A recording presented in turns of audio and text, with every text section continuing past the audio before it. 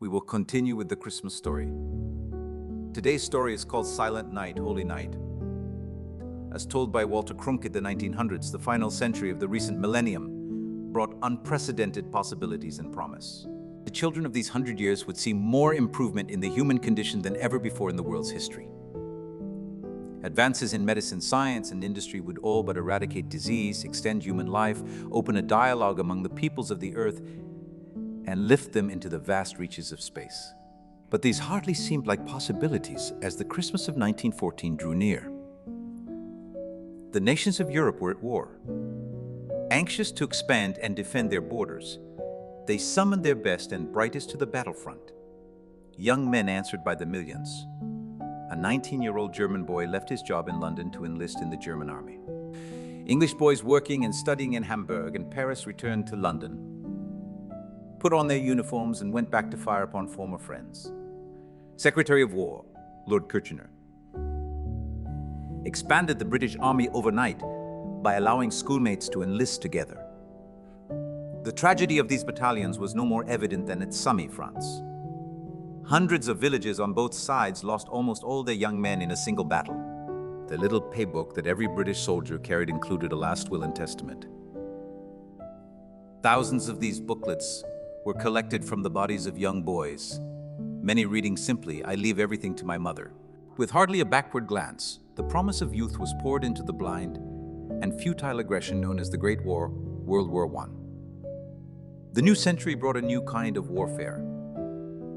Field commanders quickly realized that digging in was the only way to survive the sweep of machine gun fire. The German army had marched across Belgium before being stopped at Flanders Field. Some 60 yards away, British, French, and Belgian troops languished in trenches infested with rats and lice, pelted with freezing rain and shrapnel. As temperatures dropped, disease took hold. Snipers picked off any who raised their heads above the earthen wall. The war was but 4 months old, each side losing thousands a day, both to bullets and that silent common enemy, influenza. Between the opposing trenches was an area about the width of a football field. No man's land, littered with barbed wire and frozen corpses. It was a sobering reminder of what the future might bring. Soldiers who survived later recalled their dead brothers being gathered up and stacked like cords of wood. By war's end, over 10 million would be lost. Not surprisingly, given the circumstances, most of the soldiers were religious, and many were Christian. On Sundays, communion was passed in trenches on both sides, often to the sound of church bells ringing in nearby villages. The occasional hymn was sung, and youthful voices were heard across enemy lines. By December, the war slowed and hopes for a quick resolution faded away. As the soldiers contemplated their desperate situation, nights grew long and hearts yearned for peace. December 23rd. A group of German soldiers quietly moved to the ruins of a bombed-out monastery. There they held their Christmas service. Later on that night, a few Christmas trees, Tannenbaums as they were called, began to appear along the German fortifications, their tiny candles flickering in the night. Across the way, British soldiers took an interest in those lights as they sang together the carols of their youth. Word spread, and heads peeked cautiously over sandbags at the now thousands of Tannenbaums glowing like Christmas stars. 2 British officers ventured over to the German line and, against orders, arranged a Christmas truce. But the negotiation was a mere formality by then. Up and down the trenches, men from both sides already had begun crossing the line to join the celebration. Lieutenant Sir Edward Hulse assaulted the enemy with music. In a letter to his mother, he wrote, "We are going to give the enemy every conceivable song, from carols to Tipperary." The Germans responded with a Christmas concert of their own. It was not long before the cold air rang with everything from Good King Wenceslas to Lang Syne. For the next 2 days, those tidings continued to spring from the hearts of common men who shared the common bond of Christmas. Further down the line, a German violinist stood atop his parapet, framed against the skeletons of bare trees and shattered fortifications. Delicately perched in this desolate landscape, his cold fingers conveyed the poignant beauty of Handel's Largor.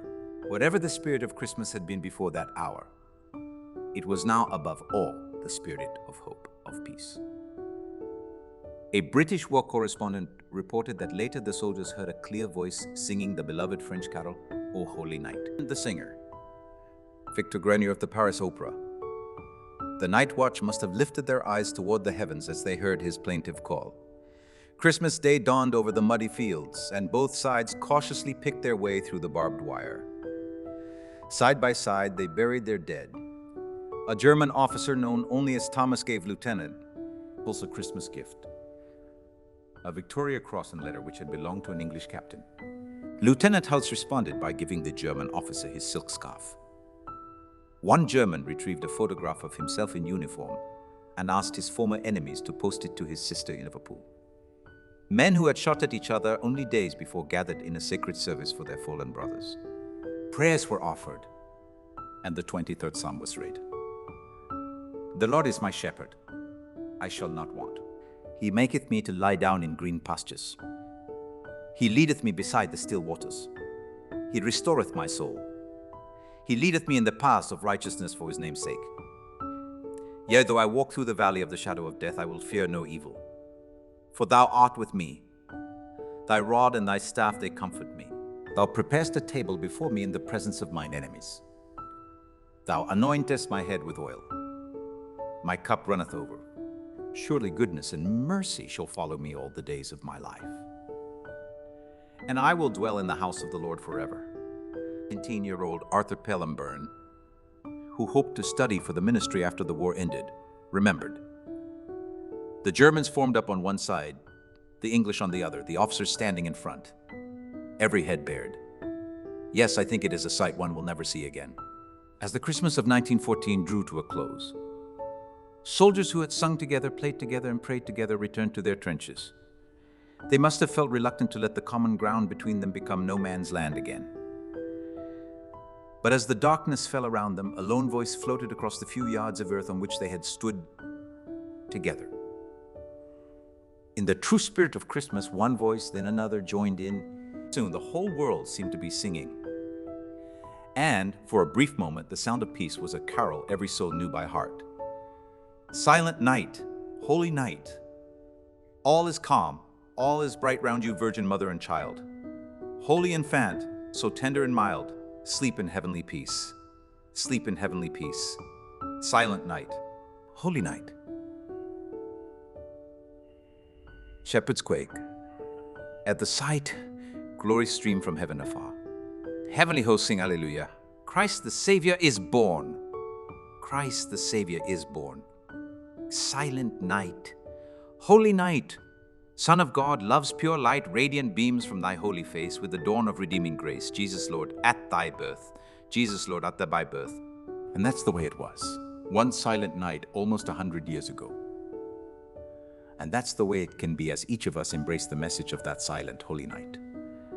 God will bless you.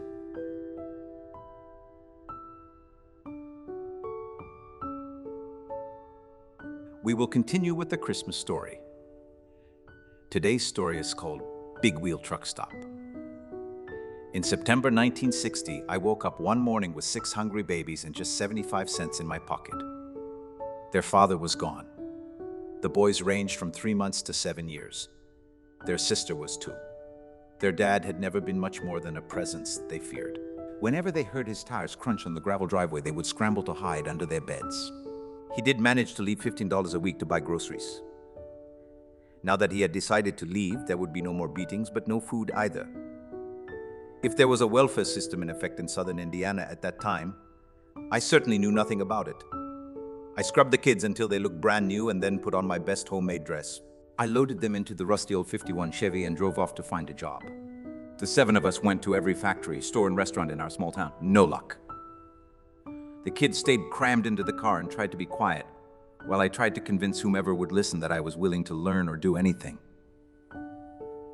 I had to have a job. Still no luck. The last place we went to, just a few miles out of town, was an old root beer barrel drive. And that had been converted to a truck stop. It was called the Big Wheel. An old lady named Granny owned the place, and she peeked out of the window from time to time at all those kids. She needed someone on the graveyard shift, 11 at night until 7 in the morning. She paid 65 cents an hour, and I could start that night. I raced home and called the teenager down the street that babysat for people. I bargained with her to come and sleep on my sofa for $1 a night.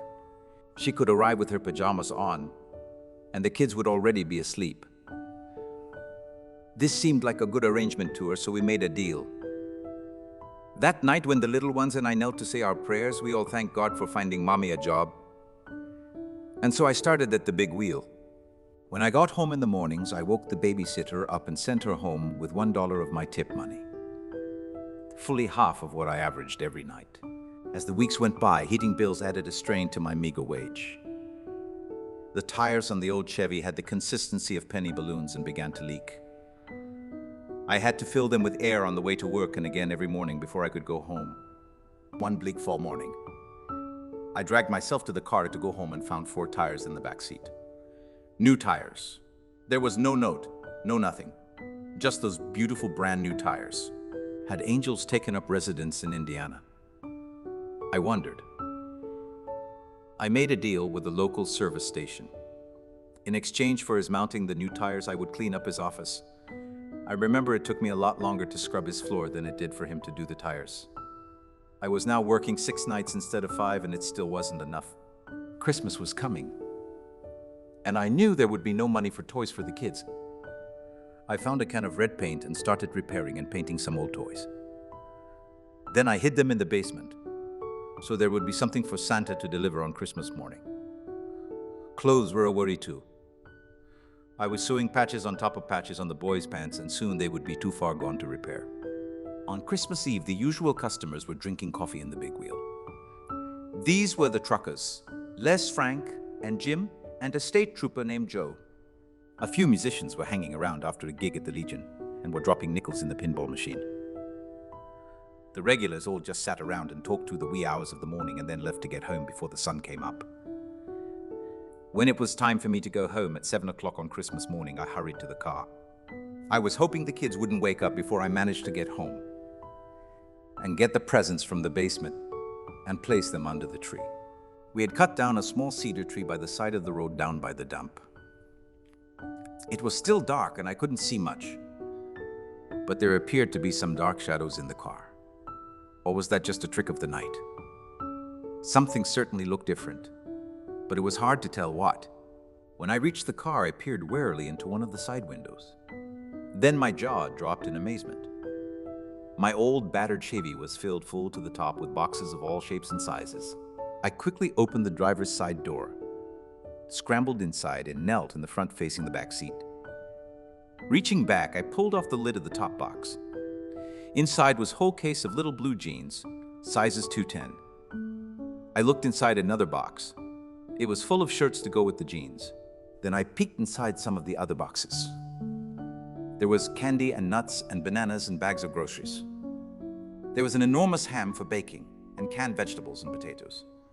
There was pudding and jello and cookies, pie filling and flour. There was a whole bag of laundry supplies and cleaning items. And there were 5 toy trucks and 1 beautiful little doll. As I drove back through empty streets as the sun slowly rose on the most amazing Christmas day of my life, I was sobbing with gratitude. And I will never forget the joy on the faces of my little ones that precious morning.